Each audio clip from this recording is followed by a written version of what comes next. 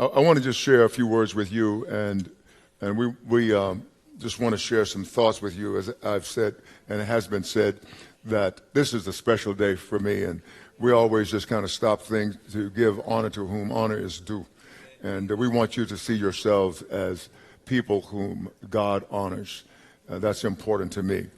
The message I wanted to share today has to do with two women. Actually, there are a couple of men, maybe 4 or 5 men mentioned, but they're sort of minor characters here. So we're going to talk about these women, and my title of my message is Women Who Build. Women Who Build. And this story is in the book of Ruth. It's recorded there, where there was a man named Elimelech. Elimelech was a man who had a wife, Naomi, and 2 children. And they left Judah, that is a place in Israel. They left Israel because there were hard times, and they went to Moab, a neighboring country, to make things better. And this is a man doing what he thought was right, making things better for his family. And so that's probably as much about the men we're going to say that's positive. So they were there in Moab, and the scripture says that in Ruth, the first chapter, verse 3 says, "Then Elimelech, Naomi's husband, died, and she was left and her 2 sons." So now you have to understand that these men were the providers, and Elimelech was there providing for Naomi. He died, so a third of his provision was gone. Her provision was gone, and then she was left with her 2 sons, and it says, "Now they took wives of the women of Moab. The name of the one was Orpah, and the name of the other Ruth, and they dwelt there about 10 years. Then both Mahlon and Chilion also died." So all of her provision, all of her support was wiped out when they died. So the woman survived her 2 sons and her husband. And then she decides she's going to go back to Judah, because she's gotten word that things are better there.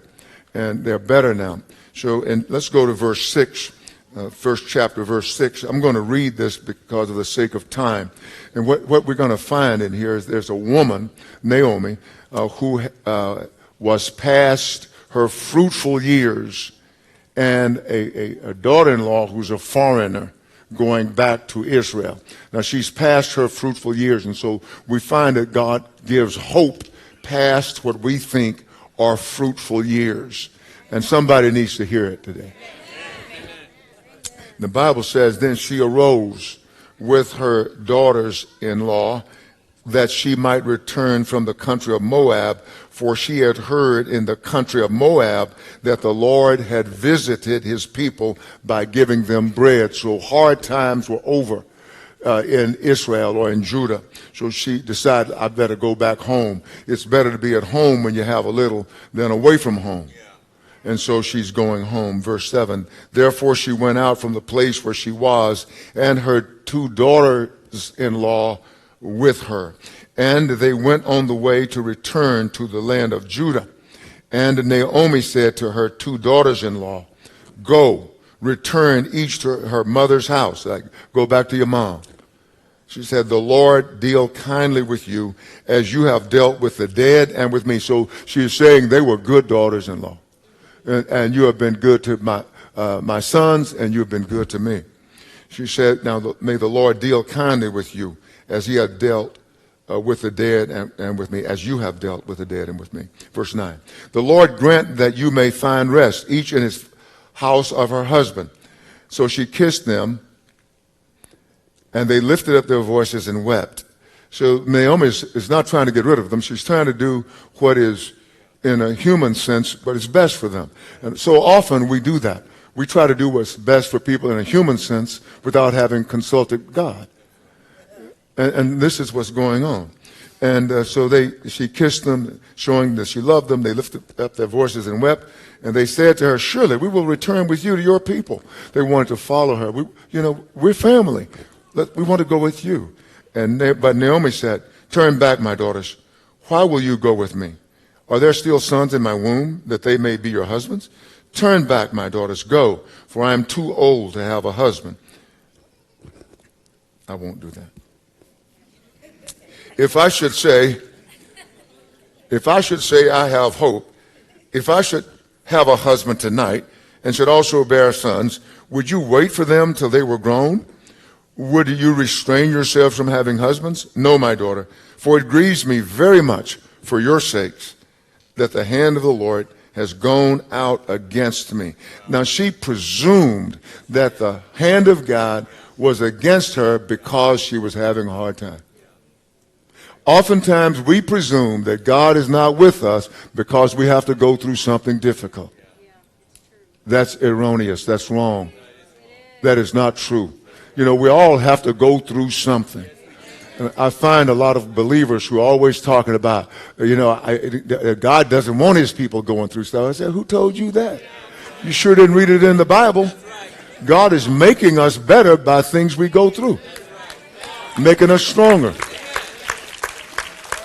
Yeah. And so now notice what happened. Now Naomi's doing the best she can. We're not condemning her, but we're showing you how she's missed the point a bit. And verse 14 says, then they lifted up their voices and wept again. I mean, she's making them cry, right? And Orpah kissed her mother-in-law, but Ruth clung to her. Now Orpah really wanted to go with her, but she listened to the words of Naomi, and she was convinced, okay, it's going to be better for me to go back to my mom's house, and maybe somebody will marry me, and life won't be so hard. It will be better. But now Ruth didn't buy it.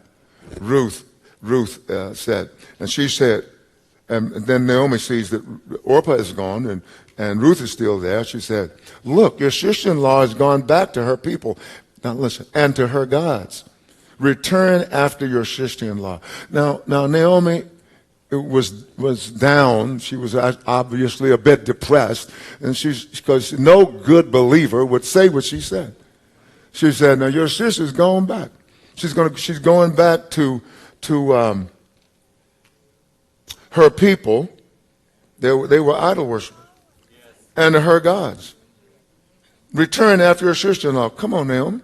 Naomi seems to be saying that it would be better for you to be alive in that condition than to go with me because I can't help you. And we should make sure that we're not speaking like secular people speak and preach. We need to say what God is saying and do what God tells us to do. Naomi thought because her provision was gone, that all hope was gone. All natural provision, but that was not the case. So she's going back to Judah, back to Israel for a provision that's natural. And she's not thinking about other things or what God would do.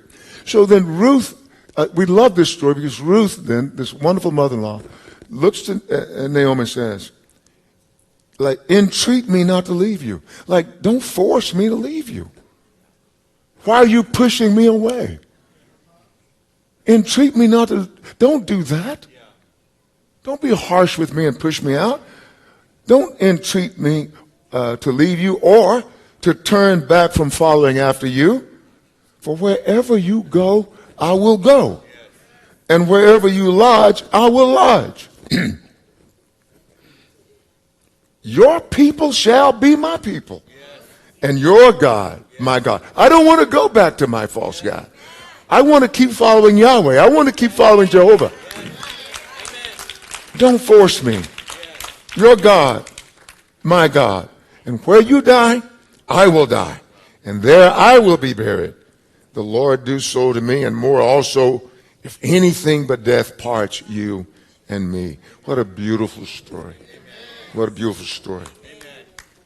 And when Naomi saw that she was determined to go with her, she stopped speaking to her. So Ruth had to convince Naomi. And I think this is a good story because it says women who build. So the kind of women who build. Well, Ruth is one of those women who build, who says, you cannot convince me to do wrong. I'm going to do right by you, whether you are saying nice things or not. I want to stay with you. Please stop forcing me to go in another direction. Stop speaking secularly or worldly to me. But this is what she's saying. And then says, now the two of them went until they came to Bethlehem. Oh, wonderful. They came to Bethlehem. And it happened when they had come to Bethlehem that all the city was excited because of them. And the women said, is this Naomi? And Naomi's name was Pleasant, or Pleasant One. But she said to them, now Naomi has had a hard time, and hard times have shaped her more than her faith. This is what we find. How do you deal with hard times? How do you handle hard times? You know, everybody, hard times. We say, well, we pick our leaders by them promising to give us easy times. Yeah, it's right too. So she's been shaped by that. So don't be hard on Naomi if you're like that. Look, and so she said, do not call me Naomi. Don't call me Pleasant. Call me Mara. Bitter, for the Almighty has dealt very bitterly with me. So she may have a little issue with the Lord. Now, I know we are looking at this message today, and I'm talking to women, but I'm encouraging you because this is not the end of the story. I'm just telling you what's happening along the way. Because all of us have had an issue with God at one time in our lives, or we're the most unique person I've ever seen or heard of. I've had a problems with the Lord before. It wasn't he wasn't the problem. I was the problem, but I still had the problem. Yeah. He wasn't doing what I thought he should have been doing. And I remember telling him, I told you the story too, remember it? Yeah, I didn't want to go. I said, it was like I was saying to the Lord, Lord, you didn't do this, you didn't do this, you didn't do this. Well, I'm going to leave you. And I did. And it's like saying, you're not doing what I want you to do. I'm gonna go to hell to punish you. It's almost like, it's almost like saying that, right? You're gonna walk away from God. Yeah, you're gonna be the one burning, buddy. So anyway, so Naomi, she's hurt. She's hurt. She had an expectation of God, and she thought God was going to operate in a particular fashion, and he did not. But he's working. He was working behind the scenes for doing something much greater, and we'll see just, if I hurry up, we'll see it today. So she said, I went out full, and the Lord has brought me home again empty. Now, actually, she didn't go out as full as she thought. She went out with a husband, yes, but they left Israel going to find better conditions in Moab. But see, sometimes we start thinking wrong things and we think that God caused it all. And this is what's going on in the story. She said, why do you call me Naomi, since the Lord has testified against me and the Almighty has afflicted me? No, it wasn't God doing that. But God is often blamed for things. He's even blamed for knowing everything. Because we want to know, well, why didn't you change it since you knew everything? We blame God for his knowledge. So here in this story, we find that in the story, let me just add a little bit here quickly, in that what we find is that Naomi had this relative of Elimelech, was a close relative, and had a close relative named Boaz. And Boaz was very wealthy. So Boaz in this story it was barley harvest time. So Boaz had his workers out harvesting barley. And so he told Ruth went out to work in the fields gleaning. So what that means was whatever grain was left after they harvest on the ground, some was always left in the field. So God had given them a rule. You're not to just take everything, just as it were, rake all the ground and take everything. Leave something for the poor and the needy. And so, but when Boaz saw this Moabitess girl who he knew was with Naomi, he took a liking to her because she was not like the other girls. She was really chaste and nice and wasn't trying to be pretty for the young boys. She carried herself well. So what he's saying is she wasn't throwing herself at these guys because God was going to use her to build something. But she didn't all know that at that juncture. And Naomi didn't know that at that juncture. But they are living their everyday lives, and God had his hand on them. So in this story, she was carrying herself so well that this wealthy man took note of her. Boaz, he took note of her. He said, this girl doesn't act like these fast girls.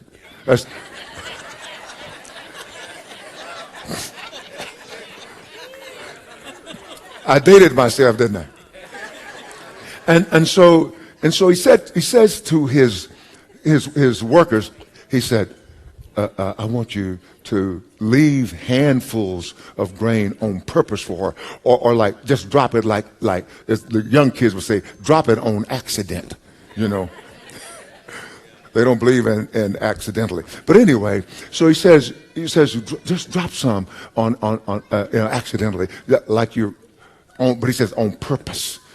Be purposeful. Just drop some wherever she's gleaning. Drop some. So that she was picking up what was left over, and so this girl Ruth goes back home and says to Naomi, "Look what I gleaned today."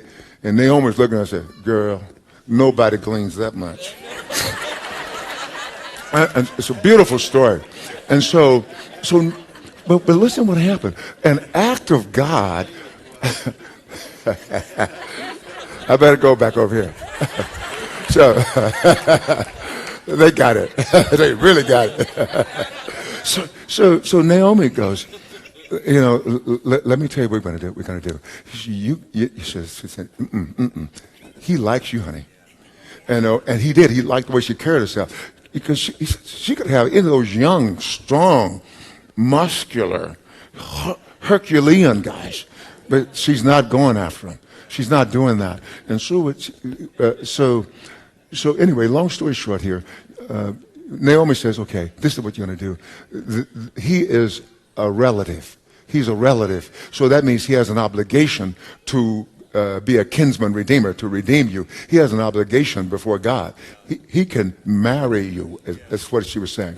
So the story goes, and she tells her one day, she says, okay, they're going to be working tonight on the threshing floor, so you go up there and you lie down at his feet. And so when Boaz woke up, this woman was there.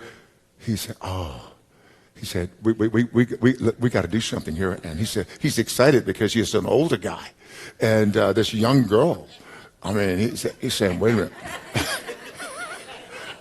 It's a wonderful story, right? Maybe I'm enjoying telling it too much.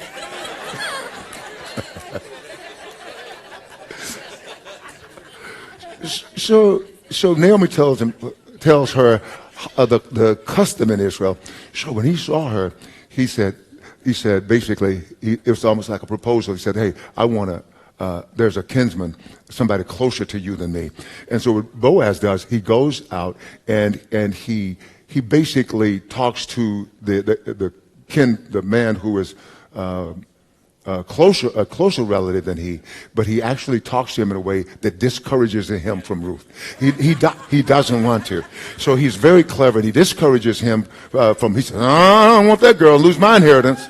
And so he's saying, well, thank you, Jesus. And so, true story, he's doing that. But the beautiful thing about this story is none of them knows what God is doing. They're going about their everyday lives, but God is setting something up. You are going about your everyday life, but God is setting something up. Wow. So let me read that part of the story in Ruth 4, chapter 4, verse 13. So Boaz took Ruth, and she became his wife. And when he went into her, the Lord gave her conception, and she bore a son. So after all that happened, they got married, and she conceived and bore a son. Then the women Now notice when this happened, then God's plan began to unfold. Isn't this an amazing story? So now Naomi is full because the daughter-in-law who loved her more than anybody could love her now is married to one of the richest men in Judah, if not the richest man in Judah. This is a beautiful story. God has not forgotten you.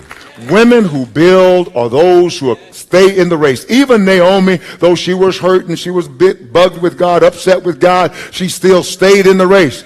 But Ruth stayed close in the race, and she did everything her mother-in-law told her to do, and she now is married. Now she has a baby. Now notice, we're not going to hear much from Ruth right now because the women said to Naomi, because Naomi had this problem, like an issue. And they said, "Blessed be the Lord who has not left you this day without a close relative, without a redeemer." And so, but that speaks of us. We were poor, we were empty, but God did not leave us without a redeemer.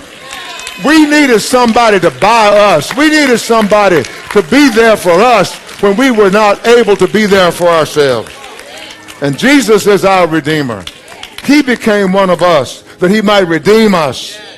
And then she says, "And may his name be famous in Israel." I'm talking about him now, thousands of years later, talking about this baby named Obed. Is this amazing, or is this amazing?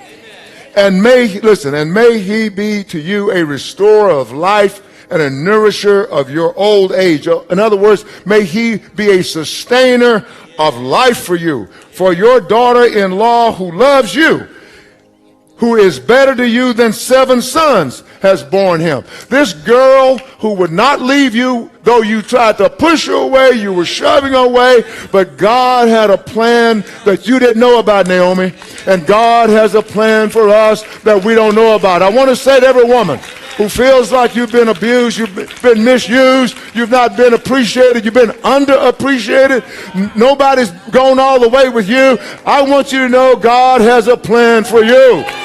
Your life is not over. God is going to bring Jesus forth for you. He is the true sustainer of life. They keep on talking. So Naomi took the child and laid him on her bosom and became a nursery. This grandma now, her son, wife has now born a baby, and now she is like the star of the show. She is now, just as Moses' mom, after Pharaoh's daughter adopted him, Moses' mom fed him, took care of him. And here we find Naomi doing the same. This scripture is so beautiful. Let me hurry. And the Bible says in verse 17, also the neighbor women came, gave him a name, saying, "There is a son born to Naomi." Isn't that amazing? Not Naomi. She's the star now, isn't she? And they called his name Obed. He is the father of Jesse, the father of David. Now notice, see what God's doing. Obed is the father of Jesse, the father of David. God was giving Naomi a part in the kingdom that she was not going to have before. She wasn't going to have this. If things had gone right with Chilion and Mahlon and Elimelech, she was not going to be a part of this Jesus reigns thing. Come on. And so now he says his name is Obed, the father of Jesse. And he goes on to give you now the father of David, the king. And says, now this is the genealogy of Perez, or Perez we would like to say. Perez begot Hezron, and Hezron begot Ram, and Ram begot Amminadab, and Amminadab begot Nahshon, and Nahshon begot Salmon. Salmon begot Boaz. Now listen, in the tribe of Judah. Boaz begot Obed. Obed begot Jesse, and Jesse begot David. And they named him Obed because he was going to serve. He was going to bring to pass. Obed means serve or bring to pass. But that's not all. What is God bringing to pass in your life while you are just doing everyday ordinary things? And he says, but also it means worshiper. It means worshiper. He's a worshiper. Became the grandfather of King David. That's huge, isn't it? You know, who are you the grandfather of? Who are you the grandmother of? God is not finished. We sing that song, He's up to something. Remember that one? God is doing something right now. God is doing something right now. Now let me finish up. He says here, Naomi, the one who was empty, was now truly full. She who was bitter was now blessed, and she had an heir.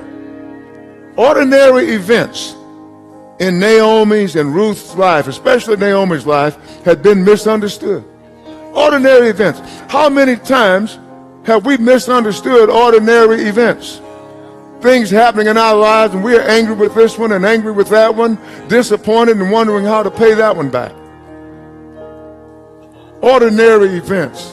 God takes these ordinary events and he does extraordinary things. So let's stop as people of God trying to figure out what God is doing while we are misreading ordinary events. And here in this story, in the lives of Naomi and Ruth, they were the result. Now we see the results of God's hand directing these events. God's hand directing ordinary things. And he was bringing about nothing ordinary, but bringing about his eternal purposes. So God is working in your life. I could give you, if time were to allow, so many times when I was not happy with God. I know that sounds silly for a preacher to say, but God is so good. He saw how crazy I was. He sees how crazy you are. I'm not calling you crazy individually, but humans are crazy. And if you lived any time and you haven't seen that we are just crazy, I sometimes when I'm praying say things like, God, we are crazy. And God knows that, but he loves us. And he's bringing us to sanity through Jesus. Look at these ordinary events, bringing about his eternal purposes. The deaths of loved ones. I'm not happy when a loved one died. Our dear, wonderful, sweet sister, Vasanti, died 2 days ago, 2:15 in the morning, Bangalore time. Broke my heart. I wasn't happy about it. But God's using stuff. And he used death of loved ones. He used moving from one place to another and back again. He used harvesting, something as normal and ordinary as harvesting. He used working in a job that was less than ideal. He used marrying. He used sleeping in a barn, purchasing land, ordinary stuff. He used it for his eternal purposes. And in this story, as in your story, meaningless things, ordinary things, everyday things, whatever they may be, are shaped by God to bring you into your destiny. And I want to end here today. And I want you to think about it. I'm going to come back in just a second. But I want you to think about Jesus and how he has worked in your life. And maybe you're here today, you're here because your mom's here, you're here maybe because an auntie is here, or you just thought you'd come. But what has God done in your life that brought you here today? And if you don't know Jesus, I want you to make up your mind. And I'm going to come back and introduce you to Jesus in just a moment.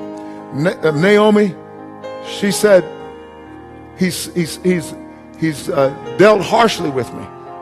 He's dealt harshly with me. God hasn't dealt harshly with us. God has worked ordinary events for our purpose. In Jesus' name.